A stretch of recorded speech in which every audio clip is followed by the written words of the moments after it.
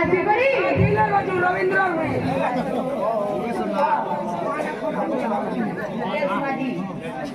মুকেশ মাঝি আর যুগেশ সোমনাথ ସେମାନେ আসি করি 40 ঘটি ভাত মুদা অর্পণ করে বলো আনন্দে গা হরি বল বুদা সে তাকর চলা বাটে পুষ্প দিয়ে বলো আনন্দে গা হরি বল বাবা সব পরিবারকে সুখে রাখি বলো আনন্দে গা হরি হরি